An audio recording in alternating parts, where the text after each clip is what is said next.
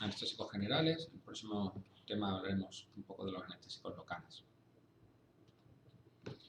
Bueno, la anestesia tiene unos 200 años de historia, no tiene más. La anestesia es simplemente la pérdida de conciencia que te hace no reaccionar a estímulos dolorosos, aunque sean intensos, y obviamente de forma reversible, es decir, esa situación se revierte. Estos fármacos se descubrieron alrededor de 1800, el primero en el siglo XIX. El primero fue el óxido nitroso y fue Davy el descubridor de este fármaco y de sus aplicaciones anestésicas. Tardó bastante en empezar a usarse en clínica. En el año 1846 se empiezan a realizar las primeras operaciones con éter. Éter era el anestésico que se utilizaba. Ahora ya no se utiliza, es muy peligroso, muy difícil de mantener al paciente. Ya veremos en qué estado. Incluso se empiezan algunas mujeres empiezan a utilizarlo en el parto. Algunos médicos suministraban éter para el parto. Ahora parece una barbaridad, pero bueno, en ese momento era la anestesia que había. De hecho, hubo mucha polémica con el tema del uso del éter en el parto, no por nada, sino por cuestiones, aunque parezca mentira, religiosas. En ese momento el dolor era parte del plan de Dios y no estaba bien visto para nada que una mujer tomara éter en el parto.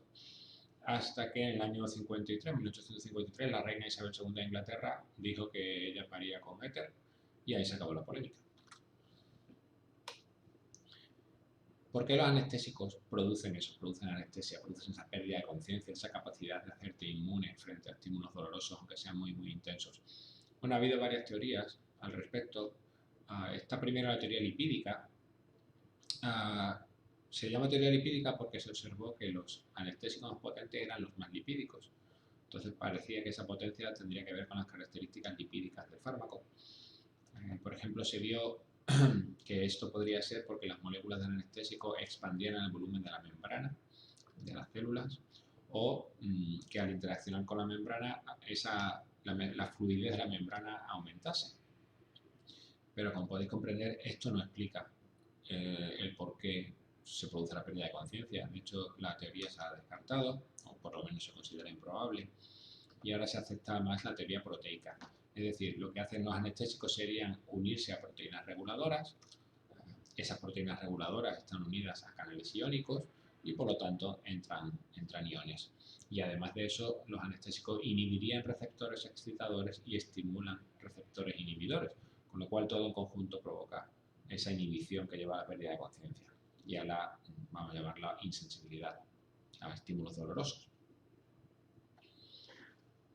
El efecto de los anestésicos es múltiple y de hecho lo que vamos a utilizar siempre en anestesia es una secuencia de fármacos. No se anestesia con solo un fármaco en anestesia general normalmente, sino se utilizan varios fármacos para ir obteniendo estos objetivos que se van alcanzando secuencialmente. Lo primero que se obtiene normalmente es analgesia, es decir, estás consciente pero no puedes sentir dolor. Entra después la pérdida de los reflejos somáticos y vegetativos, llegamos a la amnesia, relajación muscular, esto es importante, lo comentamos el otro día con los bloqueantes neuromusculares, porque es necesario para la cirugía que haya una relajación muscular grande, y por último pérdida de conciencia, y si siguiéramos dando anestésicos llegaríamos a la parálisis cardiorrespiratoria, a la muerte del paciente. Esto no lo va a tener ningún fármaco paso por paso, por eso damos normalmente mezclas de fármacos. La amnesia es más marcada en algunos fármacos que otros, obviamente para no tener que recordar la experiencia. En cuanto a los efectos adversos de los anestésicos generales, vamos a ver esta figura de Goodman, este libro de farmacología, en su edición 12. Tiene dos efectos adversos principales, bueno, que son conocidos obviamente, son los efectos respiratorios y los efectos cardiovasculares. Y en ambos casos son depresores de estos sistemas, depresor respiratorio y depresión cardiovascular. Vemos, por ejemplo, estos son anestésicos inhalados, los hay también inyectables, ahora los veremos, pero bueno, da igual, el efecto adverso es muy parecido. Vemos, por ejemplo, la presión de CO2, es decir, el acúmulo de CO2, cuanto más aumentamos la concentración de anestésico, ese CO2 se va acumulando. Y también el volumen de aire por minuto que pasa por los pulmones también va descendiendo, la capacidad pulmonar desciende. Tal como aumentamos la concentración de anestésico, Ya veremos qué es el MAC un poquito más adelante. Cuando aumentamos la concentración del anestésico, se va reduciendo el volumen de aire que pasa por los pulmones. Es decir, de presión respiratoria y también de presión cardiovascular. Obviamente el efecto sobre la presión arterial es muy marcado, lo podemos ver de aquí tranquilamente, como todos estos fármacos anestésicos disminuyen muy marcadamente la presión arterial. Mientras que el efecto sobre el gasto cardíaco no es tan obvio, pero bueno, también se ve que es depresor de la función cardíaca. Así que, como regla general, los anestésicos, depresores respiratorios, depresores cardiovasculares. Por eso son tan peligrosos, tan difíciles de manejar. La anestesia se produce por fases. Si bien esto era verdad al principio, cuando se utilizaba el éter y se veían perfectamente las fases diferenciadas, ahora cuando se utilizan esta mezcla de fármacos es muy difícil de diferenciar las fases. Pero bueno, digamos que están ahí, aunque se solapen. La primera es la analgesia. El paciente está consciente, más o menos groggy, y tiene un grado de analgesia variable. Dependiendo del anestésico, hay algunos que son muy analgésicos y otros menos. Después entra una fase que se llama de excitación, que es paradójico que haya una excitación, una anestesia, pero la hay. Y es la fase más peligrosa.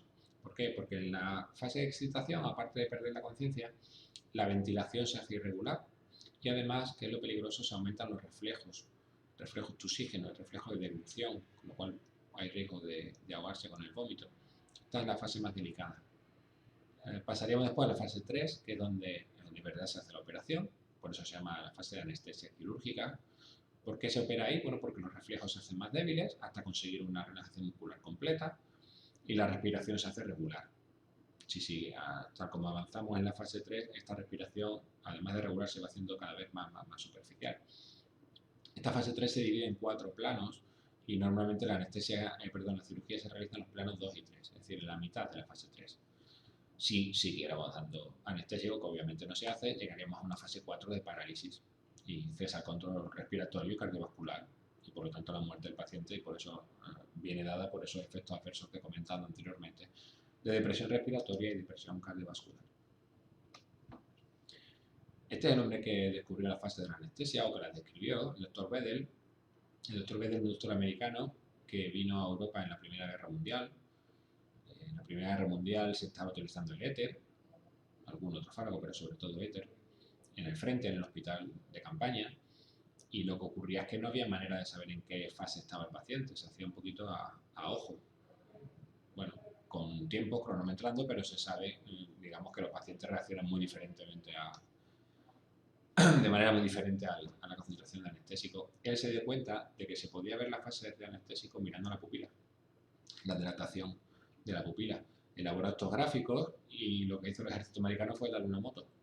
Y él en su motocicleta recorría todo el frente con estos gráficos, entrenando a enfermeras, no existía la figura del anestesista, pero bueno, entrenando a quien estuviera a cargo de administrar esa anestesia para efectivamente, bueno, pues determinar si el paciente estaba en la fase correcta para operar o te habías pasado con el éter o no llegabas todavía. De hecho, se llama clasificación de Gödel ahora mismo en honor al médico que lo descubrió. Como digo, anestésicos generales hay de dos tipos, inhalatorios y anestésicos intravenosos. Vamos a hablar primero de los inhalatorios. Normalmente se usan para el mantenimiento, la inducción, es decir, el paso primero para lograr la anestesia se deja a los inyectables, y estos se usan para normalmente mantener. ¿Por qué? Porque es fácil. Es una presión de un gas, tú regulando la presión del gas, regulas la presión que le va entrando en ese momento al paciente y es fácil de tener al paciente donde quieres. Manejar eso en los intravenosos es más complicado. Os comentaba que iba a decir lo que era el MAC. MAC es lo que mide la profundidad de la anestesia inhalada. El MAC es la concentración alveolar mínima, en inglés, Minimum Alveolar Concentration, de derecha a izquierda, concentración alveolar mínima. Esa concentración que sea capaz de inhibir la respuesta motora a un estímulo doloroso estándar en el 50% de los casos. Eso es un MAC. Es la unidad, digamos, de profundidad de la anestesia inhalada. Esto es importante. Vamos a ver un poco factores que afectan a esta anestesia inhalada. Esta anestesia que se produce con estos fármacos inhalatorios. Bueno, hay dos tipos de factores, dos grandes grupos, uno que depende del fármaco, otro que depende del paciente. La velocidad de inducción y recuperación del anestésico depende de la farmacocinética del mismo, de la farmacocinética del anestésico, y en concreto de dos factores principales: su solubilidad en sangre y su solubilidad en los tejidos. Tenéis que tener en cuenta cuando se administran estos fármacos, que se administran en forma de gas, parte de ese fármaco se solubiliza en sangre. Bueno, pues esa parte que se solubiliza en sangre no es activa. Solamente es activa la fracción que permanece en forma de burbujas de gas, porque puede llegar a la barrera mesencefálica, penetrar esa barrera mesencefálica y ejercer ese efecto inhibidor en el sistema nervioso central. De manera que si tú tienes un coeficiente de partición sangre-aire, es decir, por llamarlo así, la querencia del fármaco es más en el aire que en la sangre, pues mejor, porque va a haber poca fracción solubilizada. Cuanto más bajo sea el coeficiente de partición sangre-aire, mejor. En los tejidos hay un coeficiente de partición tejido-sangre. Cuanto menos querencia tenga el fármaco por entrar en los tejidos, mejor, porque se eliminará más rápido. Si se mantiene en la sangre y no pasa las membranas y no se acumula en los tejidos, ese periodo, vamos a llamarlo de resaca, es más corto, esa recuperación es más corta. Así que, como regla general, los coeficientes de solubilidad en sangre y solubilidad hística en los tejidos deben ser bajos. Cuanto más bajos, mejor, porque aumentará la velocidad de inducción, es decir, hace efecto más rápido, y aumenta la velocidad de recuperación. Ese periodo de resaca es más corto. Y después hay factores, como comentaba, del paciente. Por ejemplo, la velocidad de ventilación alveolar. Cuanto más rápido ventilen esos alveolos, más corto será el tiempo de inducción, más rápido se llega a la presión de gas efectiva en sangre. El gasto cardíaco, como comenté anteriormente, su efecto sobre los anestésicos es bastante complicado, no me quiero meter, simplemente con que sepáis que el gasto cardíaco también tiene un efecto sobre pues eso, el efecto de los anestésicos inhalatorios. ¿Qué tendría un anestésico inhalatorio ideal como factores principales? Bueno, que fuera potente, que tuviera poca depresión cardiopulmonar, obviamente, es el problema más grande de los anestésicos, que no sea irritante, hay muchos de estos gases que son irritantes para la vía respiratoria, que tuviera baja toxicidad hepática y renal, es decir, por las vías de excreción, metabolismo y excreción, que pasara, digamos, sin hacer daño por el hígado y riñón, que fuera compatible con vasoactivos, ahora veremos por qué esto es importante, con catecolaminas. Muchas veces en cirugía se utilizan catecolaminas pues para reducir una hemorragia, por ejemplo, que sea compatible y que, a poder ser, que sea buen relajante muscular. Ya habéis visto que una de las condiciones importantes en los planos 2 y 3 de la fase 3 de la anestesia quirúrgica es que haya una buena relajación muscular para poder operar. Todo esto no lo tiene ningún anestésico, obviamente, ¿vale? Por eso, como digo, utilizamos siempre mezclas de anestésicos. Vamos a comentar algunos importantes de anestésicos inhalatorios. Antiguamente teníamos el alotano y era el rey de la anestesia inhalatoria, era prácticamente el que se utilizaba. Problemas del alotano bastantes, por ejemplo, los coeficientes son altos, tanto el de partición en la sangre como en los tejidos, con lo cual la velocidad de inducción y la velocidad de recuperación son lentas. Tarda mucho en hacer efecto, tarda mucho en recuperarte. Además, tiene un efecto adverso hepáticos graves que, si bien no son muy frecuentes, cuando se producían eran bastante graves. El alotano es muy depresor del gasto cardíaco, muy cardiodepresor, y además no es compatible con las catecolaminas, podía producir arritmias. En fin, bastantes problemas, si bien sí era muy buen relajante muscular, pero todos esos problemas hicieron que la industria farmacéutica avanzase, sacase el isoflurano. El isoflurano tiene varias ventajas, por ejemplo, los coeficientes son mucho más bajos, con lo cual la velocidad de inducción y la velocidad de recuperación del isoflurano son mucho menores que en el caso del alotano. No es depresor cardíaco, mantiene el gasto cardíaco bastante bien. No es tóxico para el hígado, otra ventaja. Sigue siendo un buen relajante muscular, otra ventaja. ¿Qué hace todo eso? Que sea el más utilizado ahora mismo, ¿vale? En los procesos estándar. Después tenemos dos que acaban en flurano también, desflurano y sevoflurano, des y sevo, que se utilizan para procesos rápidos, en concreto para cirugía ambulatoria. ¿Por qué? Porque tienen una inducción y una recuperación los dos muy rápidas. Hace efecto muy rápido y te recuperas muy rápido. Los coeficientes son muy pequeños. Problema que el desflurano es irritante, mientras que el sevoflurano no lo es. Repito que ya sabéis que algunos de estos gases pueden ser irritantes para la vía respiratoria y pueden ser más molestos. El óxido nitroso, otro gas, más que anestésico se utiliza sobre todo como analgésico, sobre todo en los dentistas. No tanto en España, pero en el mundo anglosajón, especialmente en Estados Unidos, se utiliza muchísimo. Tiene unos coeficientes bajos y efectos adversos en principio no tiene, a excepción, y no es moco de pavo, a excepción de ciertos efectos sobre el ADN que pudieran ocurrir. No se sabe a ciencia cierta que tenga esos efectos. ¿Y por qué es importante efectos sobre el ADN? Bueno, pues esto es un estudio del año 95 con nada menos que 7.000 mujeres que eran higienistas dentales, que trabajaban en una consulta de un dentista y que estaban expuestas, por tanto, a óxido nitroso.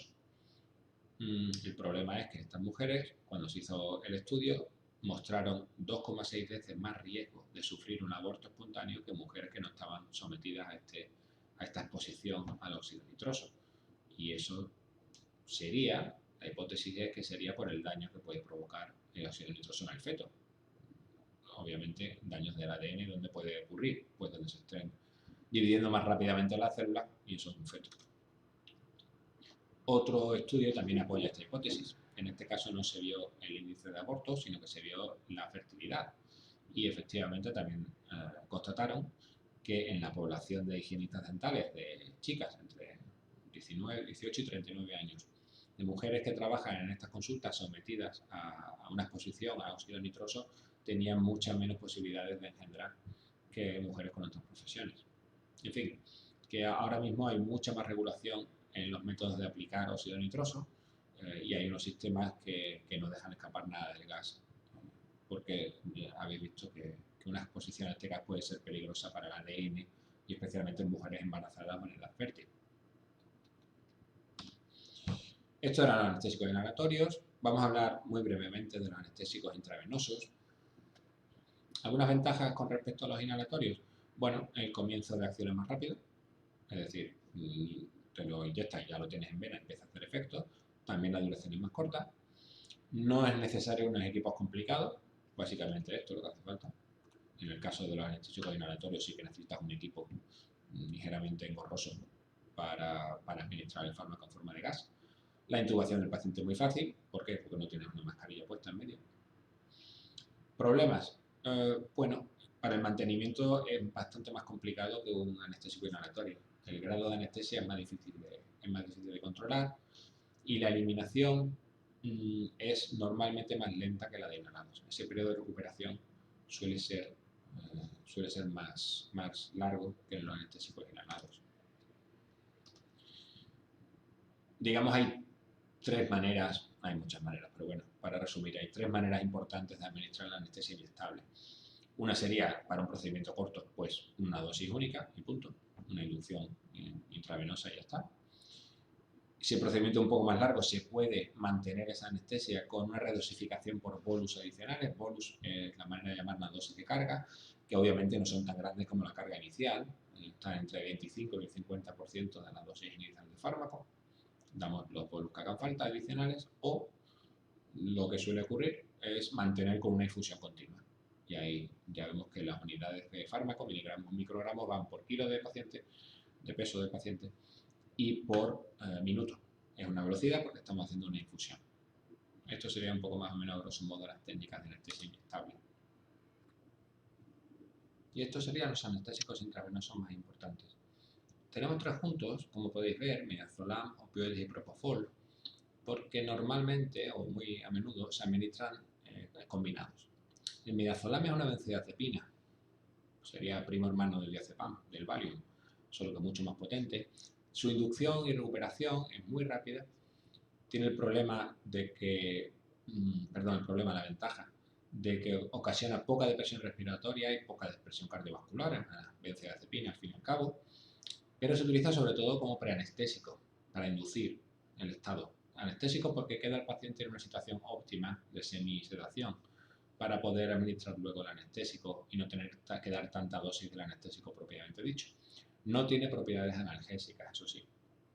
El segundo elemento de este triplete de fármacos o de grupos farmacológicos son los opioides. Opioides, no la morfina, sino opioides sintéticos. Los principales son alfentanilo, remifentanilo y fentanilo. Y especialmente el remifentanilo, pero en todos ellos son muy rápidos, tanto en velocidad de inducción como en velocidad de recuperación. Eso sí, los opioides, como opioides que son, van a tener depresión respiratoria y rigidez incluso de los músculos respiratorios, pero sí que ocasionan una marcada depresión respiratoria. Ahora, eso sí, las dosis que se administran de opioides cuando se administran en estas técnicas anestésicas son mucho mayores de las dosis que se utilizan en analgesia. Digamos que la analgesia que proporcionan los opioides vendría a compensar un poco esa falta de analgesia que tiene el midazolam. Y después tendríamos el propofol. Propofol, si no es el más utilizado, debe ser de los que más. Un anestésico intravenoso, repito, de uso muy común. La inducción no es rápida, es inmediata. Es completamente inmediata. La recuperación es rápida. Tiene depresión respiratoria y cardiovascular como casi todos. Y después tiene la ventaja de que aparte de poder usarse en la inducción, se puede usar en el mantenimiento porque se puede utilizar una infusión intravenosa como hemos comentado anteriormente. Tampoco tiene analgesia. Es decir, de estos tres elementos, los opioides serían el que dan la capacidad de analgesia.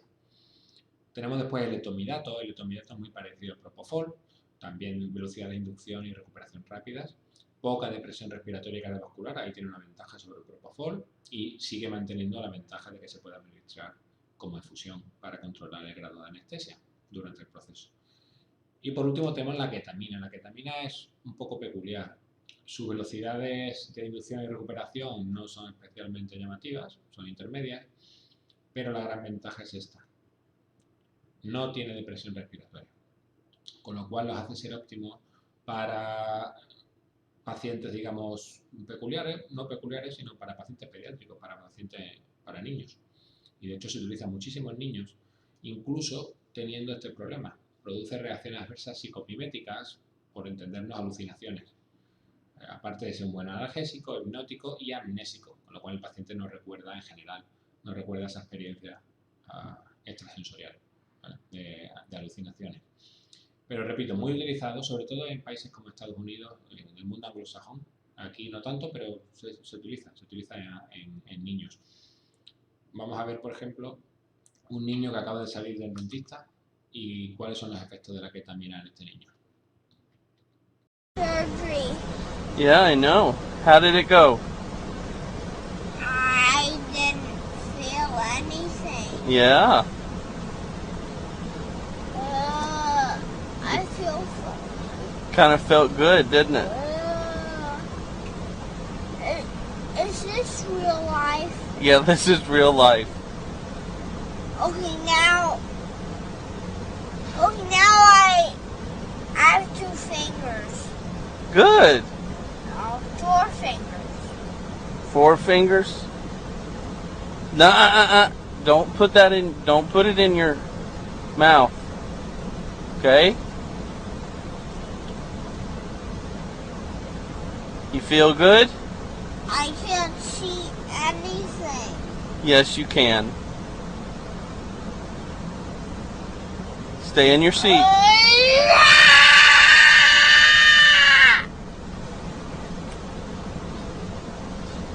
I don't feel tired. You don't? No? Do I have stitches? Uh-huh. Do I have stitches Yes. on my teeth? Yeah, don't touch it. Don't. Why can't I touch it? Because it'll mess up the stitches. You have 4 eyes. Yeah. I feel funny. Why is this happening to me? It's okay, bud. It's just from the medicine. Okay? Is this going to be forever? No. No, it won't be forever. Oh.